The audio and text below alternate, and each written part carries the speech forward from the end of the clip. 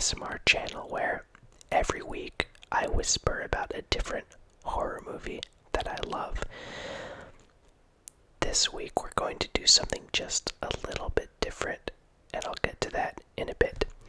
First, I wanted to thank everyone who tuned in and watched my Dr. Loomis roleplay from last week. I'm not fishing for compliments here, but I was really nervous about doing that.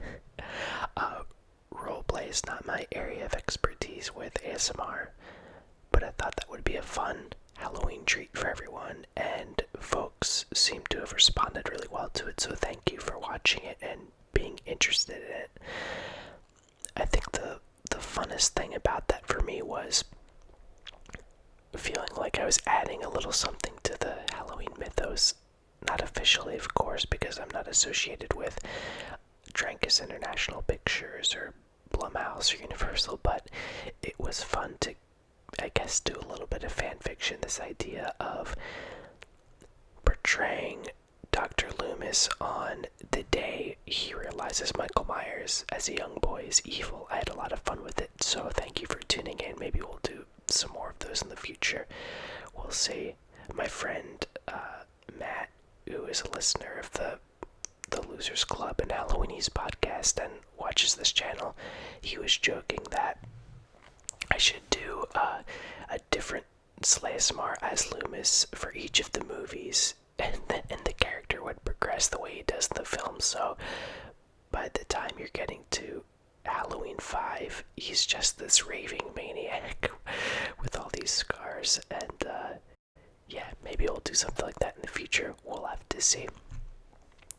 So I thought that was a good way to close out October. I am recording this on November 1st. You're most likely watching this on November 2nd or afterwards, which means we are at the end of the spooky season, which is a little bit sad. Then again, I was thinking about this today. I watch horror movies all year round. It's not like Halloween ends and I suddenly start watching 70s art house dramas. I like 70s art house dramas too, but when I think about the bulk of what I watch during the year, it's horror movies. So, although the spooky season has ended, the spooky viewing habits certainly have not. But, of course, I like the other things about October, trick-or-treaters and the decorations and just the general vibe in the air, the change of the temperature. I like seeing all that stuff around me. So it always feels a little bit extra special to watch horror movies in October and September, because that's, for us true horror heads, that's when it really begins, right? September, so you get 2 months of it. But the spooky viewing does not stop here, of course.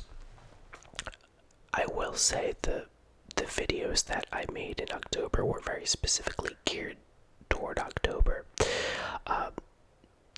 Like I said, with the Halloween roleplay, we had Halloween 2, Trick or Treat. I was trying to pick very Halloween/October themed choices. But now we're in November. I already have the schedule picked out for December. We're going to do a whole month of Christmas themed horror movies. Surprise, surprise, and there are a lot of them.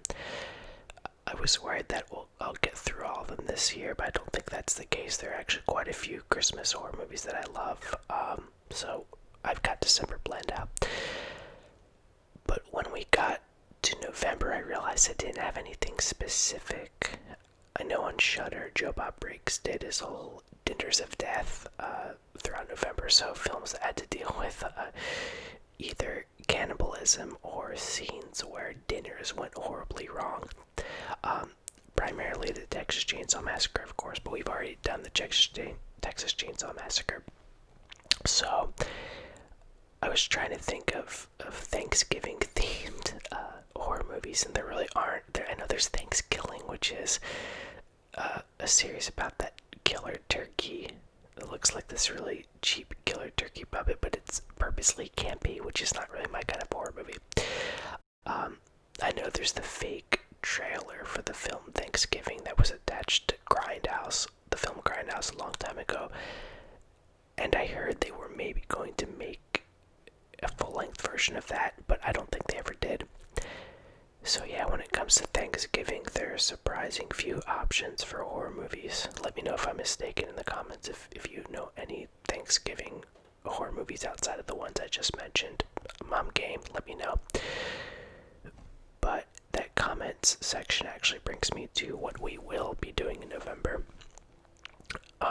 I know we are still a small but mighty audience here over at SLAYsmr, and we're getting more viewers every week and more comments every week, which is so great to see and so encouraging and so fun for me. And I've really enjoyed interacting with a lot of you and talking about Halloween, talking about some of your favorite movies.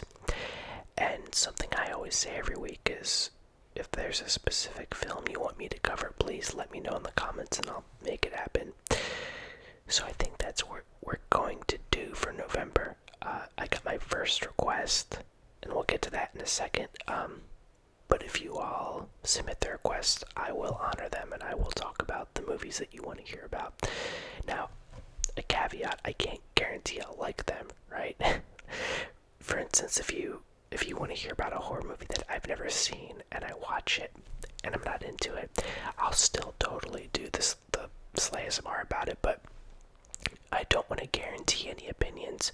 I'm a pretty generous viewer when it comes to horror movies. I think I'm able to find things I like in all of them, but I am going to give an honest assessment, so I'm just saying be forewarned and don't take it personally if you suggest something and I don't like it as much as Halloween. Everyone has different tastes, and I love hearing different opinions about horror movies. Anyway, viewer/listener request month, of course, depends on you. So if you submit the requests, I will honor them, like I said. If you don't submit anything, then I guess I'll just have to figure it out. Thankfully, for this first week in November, I got my first request. This is from Hunter L. Hunter, thank you for listening and commenting and engaging with me. I really appreciate it. And Hunter requested that I cover the 2019, sort of 2020 horror movie, Color Out of Space. Directed by Richard Stanley, adapted by Richard Stanley from a short story of almost the same name by H.P. Lovecraft. From what I remember, the Lovecraft story is The Color Out of Space, and I think color is spelled that old-timey British way, C-O-L-O-U-R.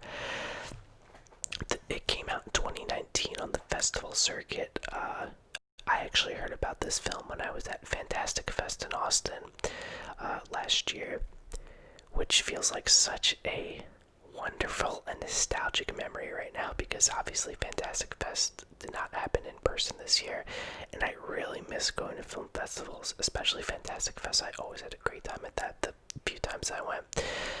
I went for the 3 years I lived in Austin, and Color Out of Space was getting a lot of hype, I remember, but it was very divisive. I was running into and talking to friends who either loved it or hated it. There really wasn't a lot of middle ground for it, which makes sense because it is another manic Nicolas Cage vehicle. It's in Nicolas Cage's latter-day career where he's just doing all sorts of wild genre movies and going balls to the wall with his performances. I personally like it when he does that. I think he's a really interesting actor, and I think he's able to find variety among having these freakouts. I think an easy criticism to level at him is that, Nicolas Cage just always plays out of his mind character now, and it's always the same, and he does play a lot of out of his mind characters, but I think they're actually very different. We'll talk about that a little bit with Color Out of Space.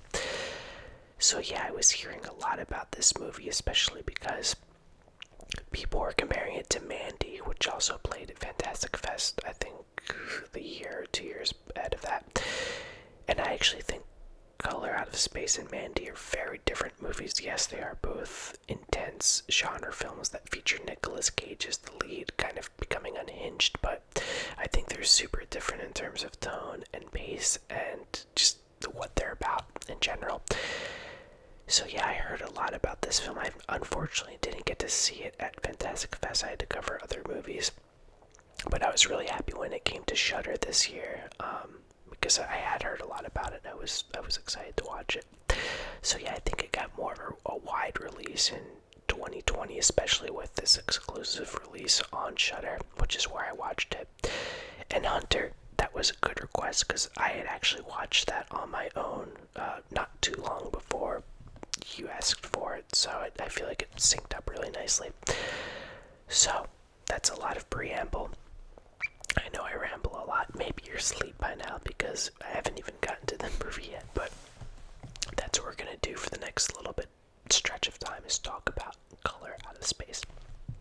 So, some context really quick is, as I mentioned, this is based on an H.P. Lovecraft story. Now, I should preface this by saying I am not the biggest H.P. Lovecraft fan. I have tried many times to get into his work and I just can't do it.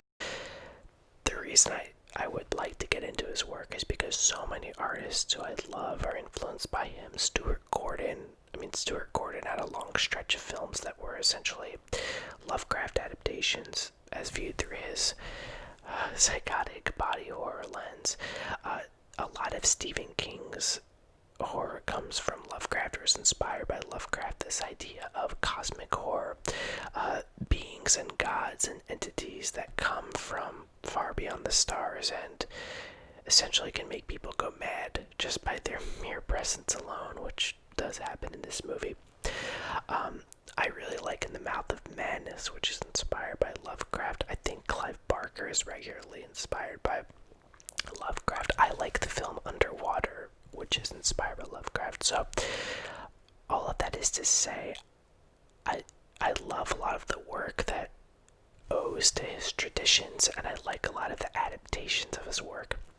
But when it comes to just reading his text, I've never been able to get into it. There are the obvious things, the problematic racial issues, which make it tough, but there's also this, it almost feels like self-hatred in his writing. All the protagonists, to me, have this self-loathing and fear of everything around them, and the narrator's voice just always sounds kind of the same to me. And then, in my opinion, I think the language is just a little overwrought and antiquated. It's almost impenetrable for me. That being said, I totally recognize how he really did bring a new type of horror into the world. As far as I know, I think he pioneered, or at least popularized, this idea, like I said, of cosmic horror and a shared horror universe, a mythology that consists of these elaborate beasts from the stars, these elaborate beings from the stars. So I understand why people are into Lovecraft. He's just not someone that I would count among my favorite horror authors, although I recognize his influence. But I love it when he is put through other people's lenses like he is here.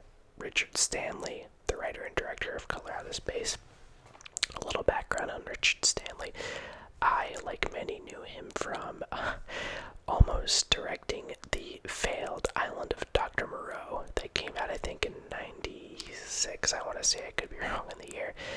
And it was a very troubled production, and essentially it was a lot of, the old Hollywood tale of having an unconventional director who wanted to make something very artistic and was met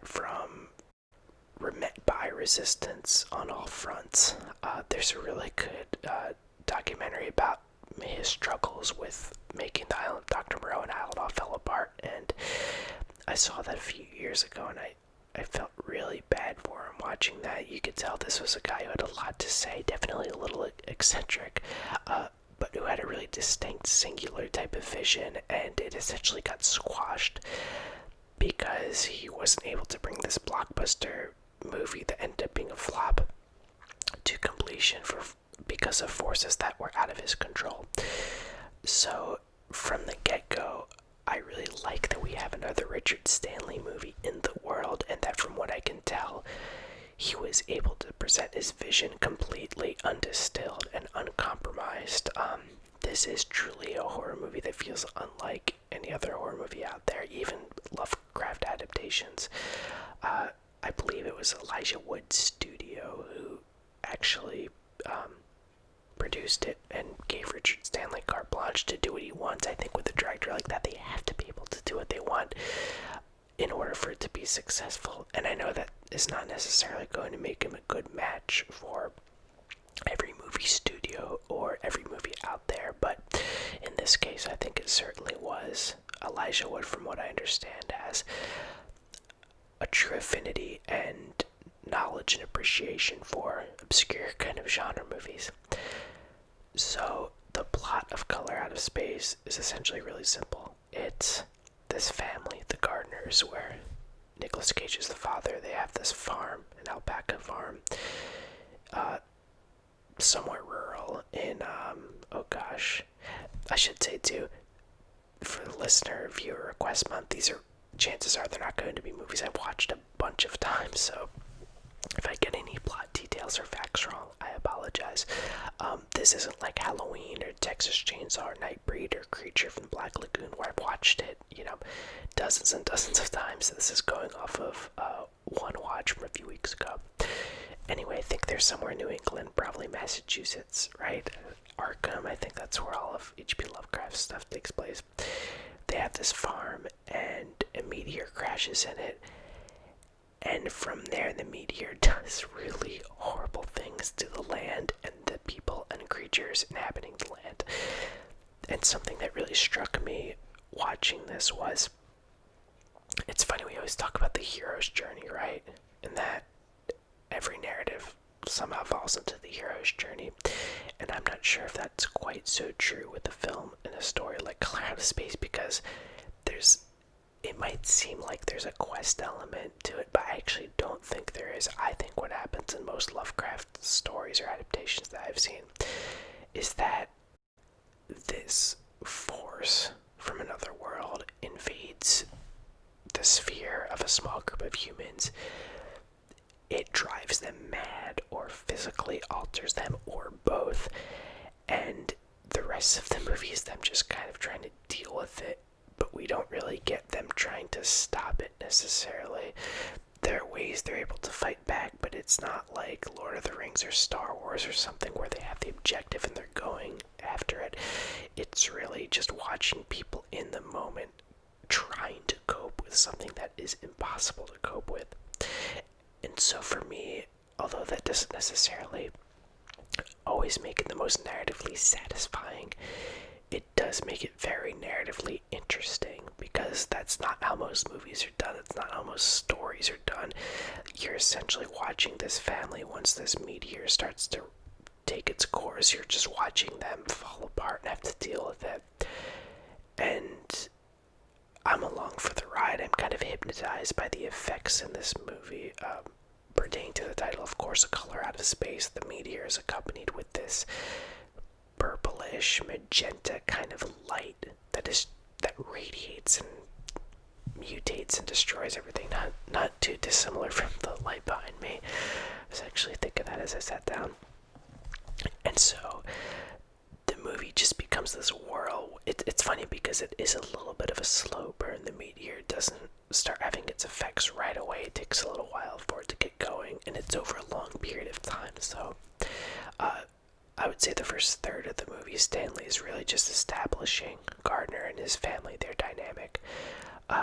You have the wife who has survived a mastectomy and is a cancer survivor, and you have their 3 kids, and you have Nicolas Cage, Nathan, I think his name is. And all right, let's talk about this, the quote-unquote crazy Cage performance that's become such an archetype in talking about his acting career over the past, I'd say, decade. Yes, he does flip out by the end of the movie, but here's the thing, for most of the movie, he's playing this dorky kind of dad. He's a former artist who's becoming this farmer, and he sees like someone who's just trying to live a calm life, especially in the wake of what's happened to his wife. It's not like in Mandy or Joe or even Kick-Ass or all these movies where he's unhinged from the beginning. I actually think this is one of his more normal performances. And of course, once the meteor effects start happening, that's when you see his temper flare and his moods swing, and he's not sure how to handle all the horrible stuff happening. But to me, that is so in line with what this this movie is and what Lovecraft is, I don't think the idea is that he's playing this crazy character. I think he's playing a relatively normal character whose sanity is pushed to unnatural extremes, and yeah, it does eventually break. But I actually think that part of what's fun about this movie, I want to say fun because you're watching him experience horrible things, but what's compelling about this movie is that you're seeing him try to fight against that for a long time. So for instance, we'll just talk about it right at the top here. I think the most horrific part of the film is definitely in the last third act. At that point, the alpacas have, because of the effects of the meteor, fused into this single mass with a bunch of llama heads coming out of it and tentacles and just mushy blob-like stuff. It's very reminiscent of The Thing, if you've ever seen The Thing by John Carpenter, and if you haven't, you should, because that's a good one. Just this alien force that's binding everything together and mutating it. So that's happened, and Nicolas Cage has had to make the decision to kill this new organism. But then something even worse happens.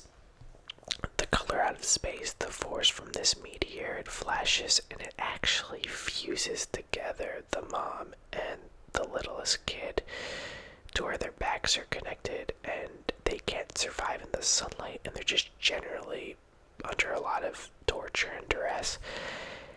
So that's freaky on top of that, right?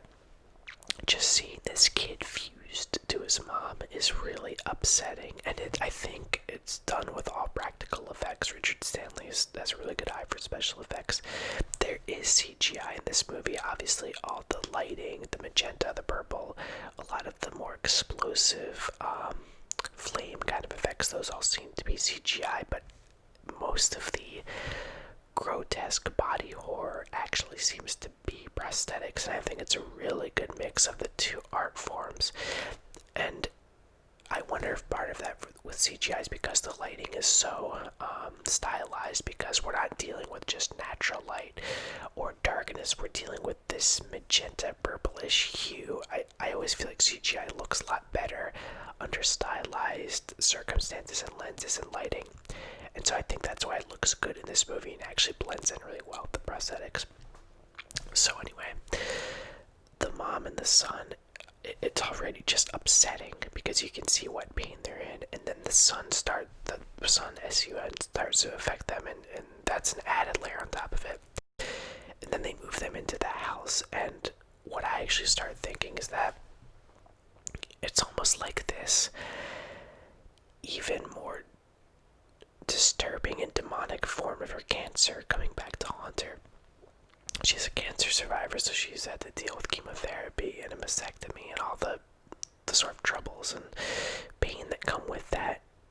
And I'm lucky enough to have not had to experience cancer, but I have friends who have, and I have family who have. And it does seem like it's always lurking in the background, right? Even if you're in remission or you've survived, that's a thing you have to worry about, right? And that sucks. It sucks that people have to deal with that, and it sucks that this character has to deal with that already. And then on top of it, now she's experiencing this growth, this cell multiplication that gets out of control. So in a way, I wonder if what Richard Stanley was getting at was this even more nightmarish form of her cancer come back to haunt her, and then on top of that involves her son. And the son, at least from what I could see, let me know if I'm wrong, but I think the son is going backwards in age as he's attached to her, so he's getting closer and closer to being a baby and being reabsorbed into his mom.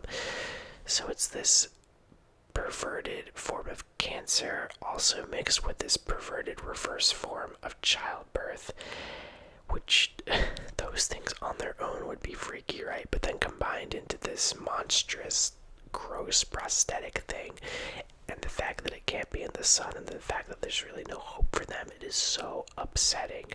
Upsetting is the best adjective I can think of to describe the third act of this movie.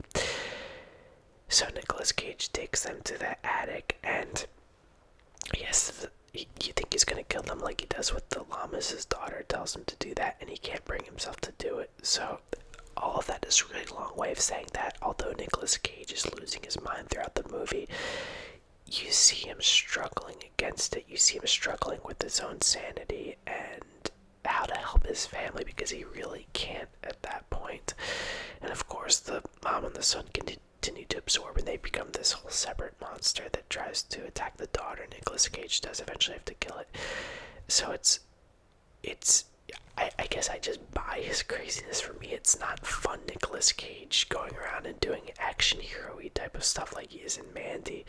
I mean, Mandy is tragic in his own way, but the third act of Mandy is essentially drugged out, pumped up Nicolas Cage going around and killing bad guys, and that's not what Color Out of Space is. It's Nicolas Cage pushed to the edge and then being forced to try and cope with something that is insurmountable. It's cosmic horror. It's a force from elsewhere. There's no way he can win against it.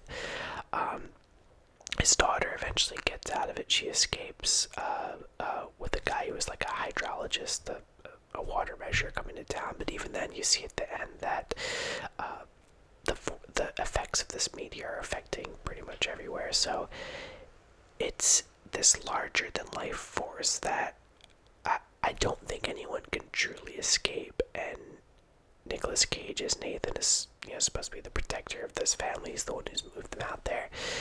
You're just seeing him fail and fail and fail, and understandably so. So this is why I don't consider this in the usual canon of, let's just watch Nicolas Cage go nuts and have fun with it. I would not call this a fun movie, even though I like it very, very much. So yeah, just thinking back how that ties to the narrative structure, I think the innovation in this movie is watching everything spiral out of control and having no idea where it's going to go next. And I kept imagining if something like this happened to me and my family, I don't know what I would do. I think a lot of times as human beings, we want to think we're a lot bigger and more important than we actually are, when in reality, a meteor could strike at any moment. In reality, we are such a small speck in the scheme of the universe, and sometimes that can be a very comforting thought. Sometimes that makes me think, well, yeah, that's true, and that's why I should enjoy life as much as I can, and do as much as I can, and interact with people as much as I can, and just really appreciate everything. And I think that is my worldview. I think that's what I stand by. But then something like Color Out of Space happens and challenges all that, and it just reminds you of how small you are.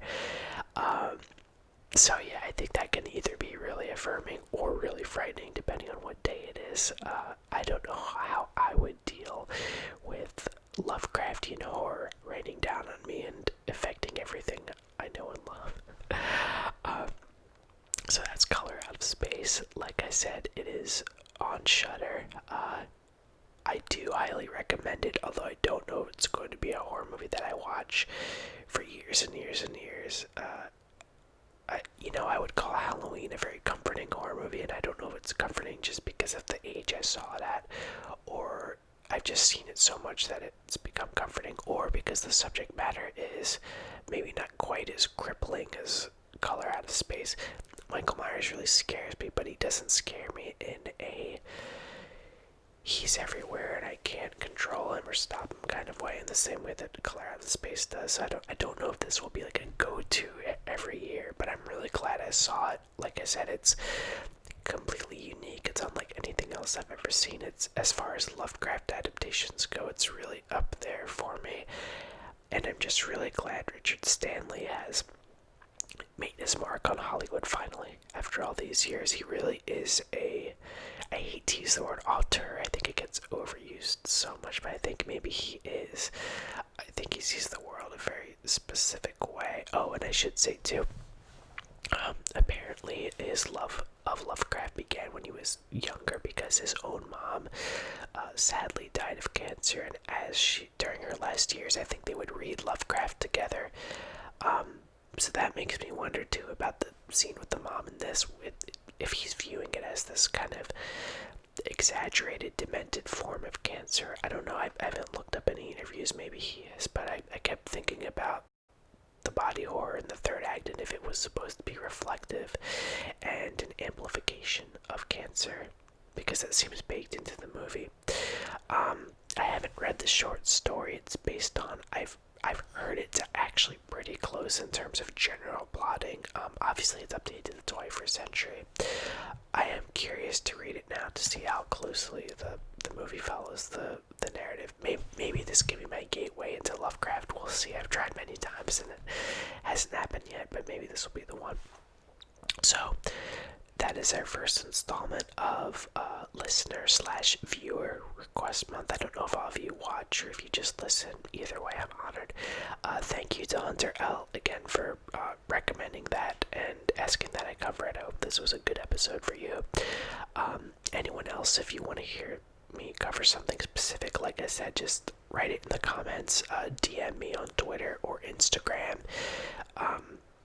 If email is best for you, let me know in the comments and I'll email you. I love you letting me know to email you in the comments. You can probably just write the movie in the comments. Either way, reach me however you want to reach me.